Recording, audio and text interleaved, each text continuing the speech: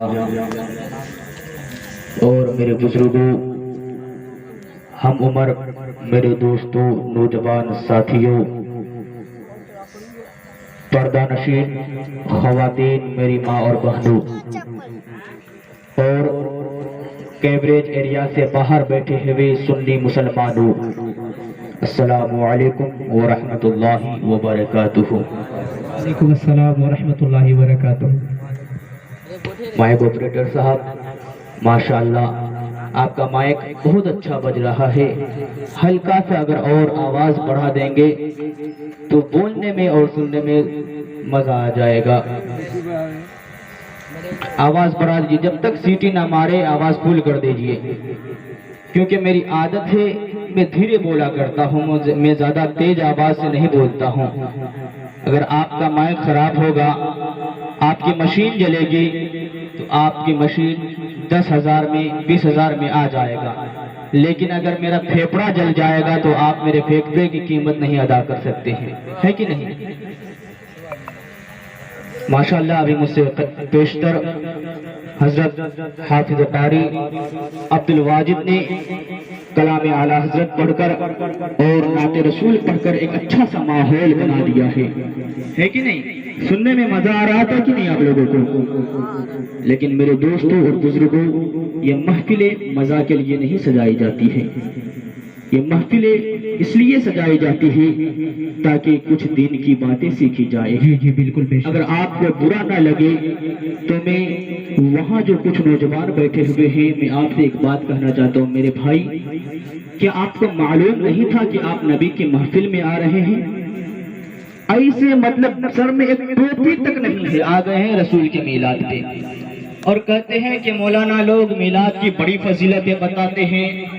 بڑی برکتیں بتاتے ہیں۔ بھائی ہم تو روزانہ میلاد کرتے ہیں، ہر دن جلسہ کرتے ہیں، ہمیں کوئی فائدہ سمجھ میں ہی نہیں آتا، کیا خاک فائدہ ہوگا آپ کو اس طریقے سے رسول کی محفل میں آئیں گے تو کم سے کم سر میں ٹوپی رکھ کر کے تو آ جاتے۔ خیر کوئی بات نہیں، اگر کسی کے جیب میں رومال ہو تو وہی اپنے سر پہ رکھ لیجئے۔ الحمدللہ الحمدللہ نحمدہ ونصلی علی رسولہ الکریم، اما بعد فاعوذ باللہ من الشیطان الرجیم، بسم اللہ الرحمن الرحیم، قد افلح من تزکا وذکر اسم ربہ فصلی، آمنت باللہ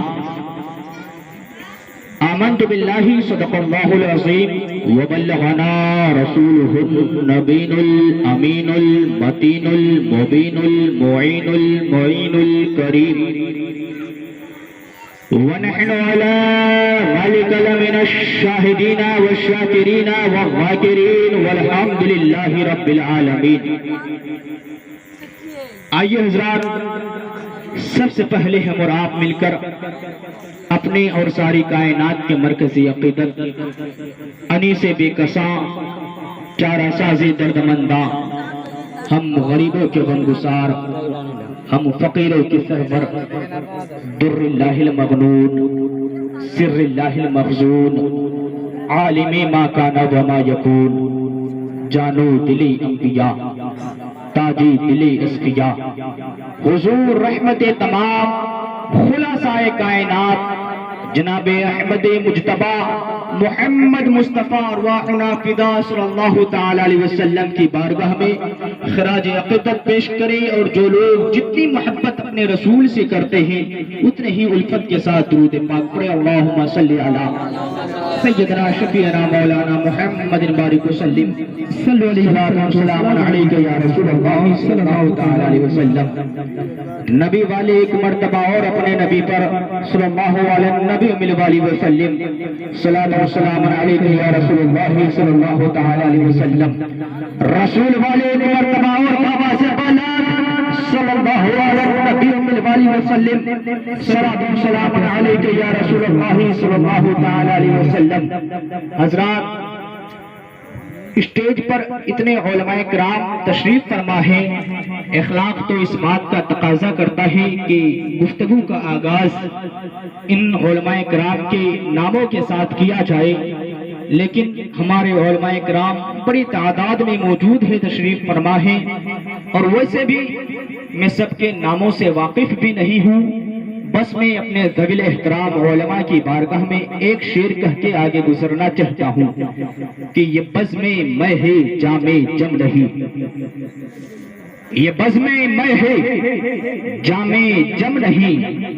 یہاں کوئی کسی سے کم نہیں، کیا کہنا یہ بزم میں ہے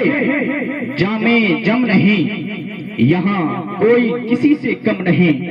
اور میرے دوستوں بزرگوں، ایک بات میں آپ لوگوں سے پہلے کہہ دینا چاہتا ہوں تاکہ بعد میں کسی کو برا نہ لگے، میں وہ آئینہ ہوں دکھا دوں گا داغ چہرے کا، میں وہ آئینہ ہوں دکھا دوں گا داغ چہرے کا، جسے خراب لگے وہ سامنے سے ہٹ جائے، میں وہ آئینہ ہوں دکھا دوں گا داغ چہرے کا، جسے خراب لگے وہ سامنے سے ہٹ جائے۔ میرے بزرگوں، فلاح دارین یعنی تینوں دنیا کی کامیابی کا راز سربستہ ہے مومن کے قلب کی صفائی اور پاکیزگی پر، مومن کے دل کی صفائی اور پاکیزگی پر۔ جب تک قلب مومن، جب تک مومن کا دل پاک اور صاف نہ ہو جائے وہ کامیاب ہو ہی نہیں سکتا۔ وہ اس دنیا کی کامیابی وہ کامرانی ہو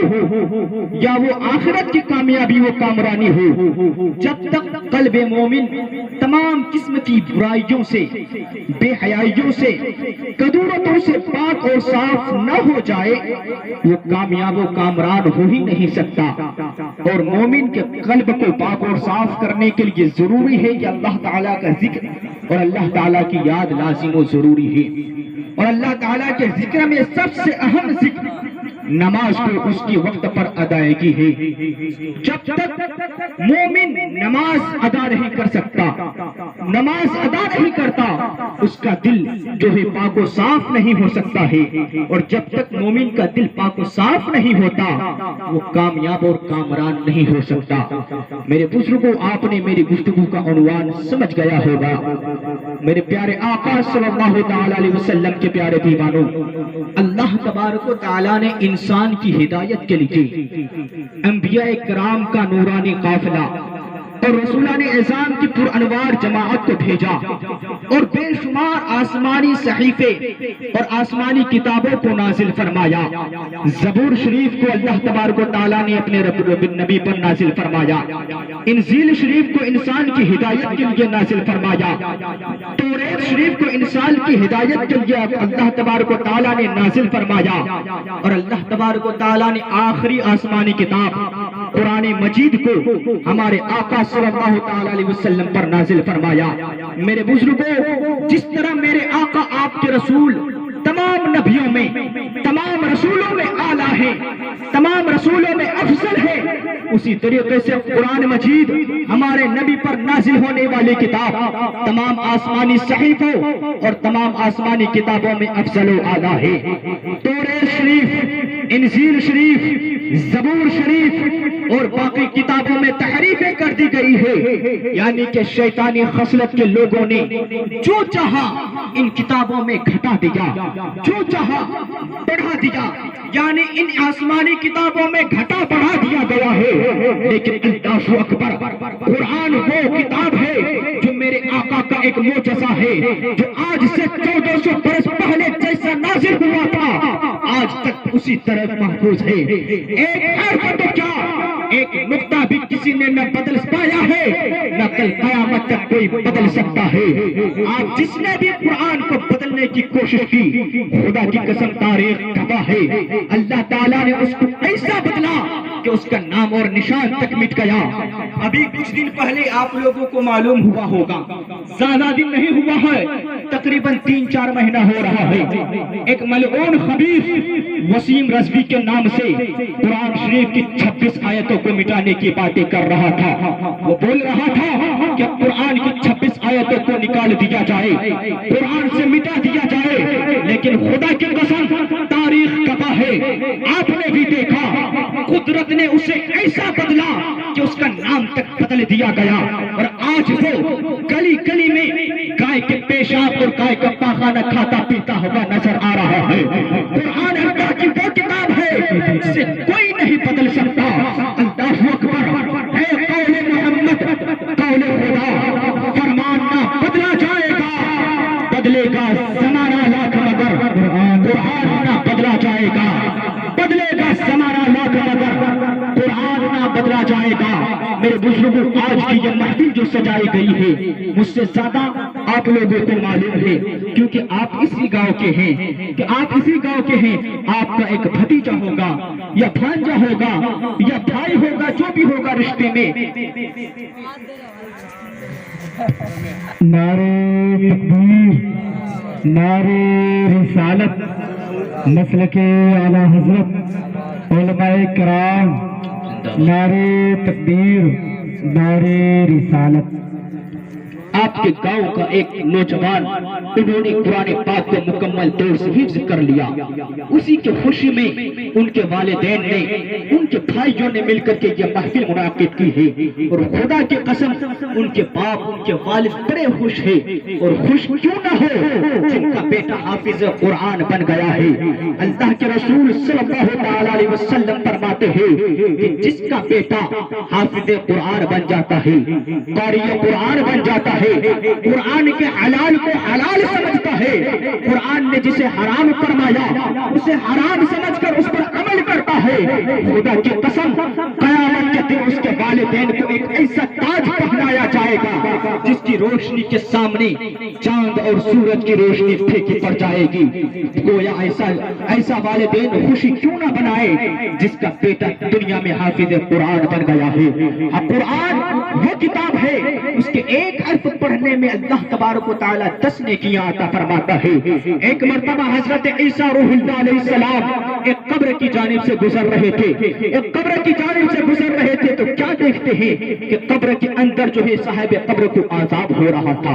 قبر والے کو سزا دی جا رہی تھی۔ حضرت عیسیٰ علیہ السلام گزر جاتے ہیں، پھر کچھ دیر کے بعد اسی قبر کی جانب سے حضرت عیسیٰ علیہ السلام کی گزر ہوتی ہے۔ حضرت عیسیٰ علیہ السلام کیا دیکھتے ہیں؟ وہی قبر والا، اسی قبر میں جس قبر میں پہلے عذاب دیا جا رہا تھا، جسے قبر میں پہلے عذاب قبر میں مبتلا کر دیا گیا تھا، اب کچھ دیر بعد اسی شخص کو جو ہے جنتی تاج پہنا کر کے اس کی قبر کو جنت کی کیاریوں میں سے ایک کیاری بنا دیا گیا ہے، اس کو جنتی لباس پہنا دیا گیا ہے۔ حضرت عیسیٰ علیہ السلام تعجب میں پڑ جاتے ہیں اور رب کی بارگاہ میں عرض کرتے ہیں، مولا یہ کیا ماجرا ہے؟ میں کچھ دیر پہلے اس جگہ سے گزرا تھا، اس قبر کے قریب سے گزرا تھا، اس قبر والے کو عذاب دیا جا رہا تھا، یہ قبر والا عذاب قبر میں مبتلا تھا،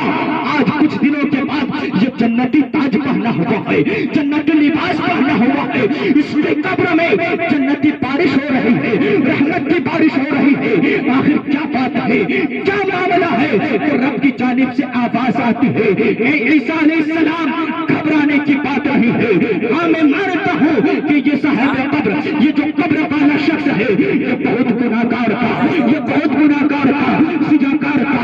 خطاکار تھا، لیکن جب یہ شخص انتقال کیا تھا، جب یہ شخص انتقال کیا تھا تو اپنے بیوی کو حاملہ چھوڑ کر کے انتقال کیا تھا۔ جس وقت اس کا انتقال ہوا تھا اس کی بیوی حاملہ تھی، پریگنیٹ تھی، آج اس کا بیٹا دنیا میں جنم لیا ہے، اور آج اس کا بیٹا جب کچھ لائق ہو گیا ہے، جب بولنے کے لائق ہو گیا ہے تو آج وہ کسی مدرسے میں گیا ہے، اور وہ مدرسے میں جانے کے بعد اپنے استاد کے پاس بیٹھ کر کے بسم اللہ الرحمن الرحیم کی تلاوت کر رہا ہے، تب میں میری رحمت کو، میری برکتوں کو حیا آ رہی ہے کہ جس کا بیٹا زمین کے اوپر مجھے رحمان کر کے پکارے، جس کا بیٹا زمین کے اوپر مجھے رحیم کر کے پکارے، میں اس کے باپ کو زمین کے نیچے عذاب میں مبتلا رکھوں، میں اس کے باپ کو زمین کے اندر عذاب قبر میں مبتلا رکھوں۔ گویا اس کے بیٹے نے مجھے رحمان کہہ کے پکارا، مجھے رحیم کہہ کے پکارا، اسی کے صدقے میں نے اس کے باپ کے عذاب کو جو ہے میں نے معاف کر دیا، سارے گناہوں کو معاف کر کے اسے جنتی لباس میں ملبس فرما دیا۔ تو میرے بزرگوں اور دوستوں، میں آپ کو بتانا چاہتا ہوں قرآن وہ مقدس کتاب ہے جس کا ایک ایک حرف پڑھنے میں 10 نیکیاں ہیں۔ الف لام میم، اب پڑھتے ہی نا، یہ کتنی حرف ہے؟ کتنے حرف ہے؟ بظاہر تو آپ کو 3 حرف نظر آ رہے ہیں، الف دال میم، 3 حرف نظر آ رہے ہیں، لیکن علماء فرماتے ہیں کہ یہ 3 حرف نہیں بلکہ صرف الف میں 3 حرف ہے۔ وقت بہت مختصر ہے، میں اپنی گفتگو کو بڑی تیزی کے ساتھ سمجھنے کی کوشش کر رہا ہوں۔ صرف الف میں 3 حرف ہے۔ اسے آپ ابتدائی کتابوں میں نورانی قاعدہ وغیرہ میں دیکھیے گا، جب الف لکھا ہوتا ہے تو الف لکھا ہوتا ہے اس کے کونے میں بریکٹ میں گول گھر بنا کر کے لکھا جاتا ہے الف لام فا، اس طریقے سے لکھا جاتا ہے۔ تو جس نے الف پڑھا گویا کہ اس نے 3 حرف پڑھا، تو جس نے صرف الف کو پڑھا تو اس کو اللہ تبارک و تعالیٰ 30 نیکیاں عطا فرماتا ہے۔ میرے بزرگوں، اللہ تبارک و تعالیٰ کی یہ مقدس کتاب ہے جس کو 1 حرف پڑھنے میں اللہ تبارک و تعالیٰ 10 نیکیاں عطا فرماتا ہے۔ میرے بزرگوں اور دوستوں، محبت کے ساتھ آپ بیٹھے ہیں، یہ وہ محفل ہے جو آج جس محفل میں آپ بیٹھے ہوئے ہیں، یہ محفل ہر دن بیٹھے نہیں سجائی جاتی، جلسے روز روز نہیں ہوتے ہیں بلکہ جلسہ کبھی کبھی ہوتا ہے۔ اس لیے آپ جلسے میں آئے ہیں تو آج جلسے کی قدر کریں، اس کی اہمیت کریں، اس لیے کہ آپ کو معلوم ہے آپ نہ سیرت کی کتابوں کا مطالعہ کرتے ہیں، نہ تاریخ کی کتابوں کا مطالعہ کرتے ہیں، اور آپ نہ سیرت کی کتابوں کا مطالعہ کرتے ہیں، نہ تاریخ کی کتابوں کا مطالعہ کرتے ہیں، اور آپ کو معلوم ہے کہ آپ کو پتہ نہیں کہ آپ کا مذہب کیا ہے، آپ کا دین آپ کو کیا درس دیتا ہے، آپ کا اسلام آپ کو کیا ضابطہ بتاتا ہے۔ ظاہر سی بات ہے ان باتوں کو جاننے کے لیے کتابوں کے مطالعے کی ضرورت پڑتی ہے، اور ہمارے پاس اتنا ٹائم نہیں کہ ہم کتابوں کا مطالعہ کریں۔ لوگ اپنے اپنے کاموں میں لگے ہوئے ہیں، جو لوگ کاشتکار ہوتے ہیں وہ کھیتوں میں چلے جاتے ہیں، جو دکاندار ہوتے ہیں وہ اپنے اپنے دکانوں میں چلے جاتے ہیں، جو سروس مین ہوتے ہیں وہ اپنے اپنے آفسوں میں چلے جاتے ہیں، رات ہوتی ہے سب اپنے گھروں میں آتے ہیں، تھکے ہارے رہتے ہیں، آرام کرنے لگ جاتے ہیں، پھر صبح ہوتی ہے سب اپنے اپنے کاموں میں چلے جاتے ہیں، سب اپنے اپنے کاموں میں چلے جاتے ہیں۔ میرے بزرگوں، جب آپ کو کتابوں کے مطالعے کی فرصت نہیں ملتی، وقت نہیں ملتا، تو یہی وہ جگہ ہے جہاں پہ آپ آتے ہیں، اور آپ آ کر کے آپ بیٹھیں گے 2 سے 4 گھنٹے، تو جو باتیں آپ کئی برسوں سے نہیں جان پائے ہیں، آپ کئی برسوں سے جو باتیں آپ نہیں جان پائے ہیں، آپ 2-4 گھنٹے ایسی محفلوں میں بیٹھیں گے، وہ ساری باتیں انشاءاللہ آپ کو جاننے کی جان پائیں گے۔ لیکن شرط یہ ہے کہ آپ کا خادم آپ کے ساتھ وفاداری کرے، آپ کے ساتھ گھاٹ نہ کرے۔ اگر کوئی خطیب آتا ہے اور کہے لگوا کر کے ہنسی مذاق کی باتیں سنا کر کے آپ کے وقت کو ضائع کر دیتا ہے تو آپ کے ساتھ غداری کرتا ہے۔ میں چاہتا ہوں کہ میں آپ کے ساتھ وفاداری کروں۔ میرے بزرگوں، اگر آپ کی اجازت دے تو میں آپ سے ایک بات کہنا چاہتا ہوں۔ حضرات، اگر آپ اجازت دے تو میں اپنے نوجوانوں سے ایک بات کہنا چاہتا ہوں۔ اللہ تبارک و تعالیٰ نے جو ہمیں پیدا فرمایا ہے، اللہ تعالیٰ نے جو ہمیں پیدا فرمایا ہے، اللہ تعالیٰ نے ہمارے لیے ایک قانون بنایا، ایک ضابطہ بنایا، ایک رول بنایا کہ میرا بندہ کیسے جیے گا، میرا بندہ کیسے زندگی گزارے گا، اور اللہ تعالیٰ نے ہمارے لیے ایک آئیڈیل بنا کر کے پیش کیا، اللہ تعالیٰ نے ہمارے لیے ایک نمونہ بنا کر کے پیش کیا، تاکہ جب میرا بندہ جیے تو اپنا آئیڈیل اپنے سامنے رکھے، اپنا نمونہ اپنے سامنے رکھے، اور وہ آئیڈیل نبی عالم کی شکل میں ہے، رسول مختار کی شکل میں ہے۔ میرے بزرگوں، میرے دوستوں، تاکہ جب ہم زندگی گزارے تو اپنا آئیڈیل اپنے سامنے رکھے، جب ہم چلے تو میرے رسول کے چلنے کا دستور کیا تھا، جب ہم بولے تو میرے رسول کے بولنے کا طریقہ کیا تھا، جب ہم اپنے بچوں کی تربیت کریں تو میرے رسول نے اپنے بچوں کی تربیت کیسے کی تھی، میرے رسول نے اپنے بچوں کی تربیت کیسے کی تھی۔ لیکن میرے بزرگوں، میں اپنے آپ نوجوانوں سے کہنا چاہتا ہوں، اگر آپ کی اجازت ہو، اگر کسی کو برا نہ لگے تو میں اپنے نوجوانوں سے کہنا چاہتا ہوں بڑی معذرت کے ساتھ، لیکن آج دیکھو نوجوانوں کو کسی نے اپنا آئیڈیل بنا لیا سلمان خان کو، کسی نے اپنا آئیڈیل بنا لیا شاہ رخ خان کو، کسی نے اپنا آئیڈیل بنا لیا عامر خان کو۔ آپ سوچ رہے ہو کہ حامد رضا نبی کی محفل میں آئے ہو، رسول کی محفل میں آئے ہو، اور فلم کی اداکاروں کی باتیں کر رہے ہو، فلم کی ایکٹروں کی باتیں کر رہے ہو۔ میں یہی تو آپ سے بتانا چاہتا ہوں، آپ اپنے آپ کو رسول کا دیوانہ بتاتے ہو،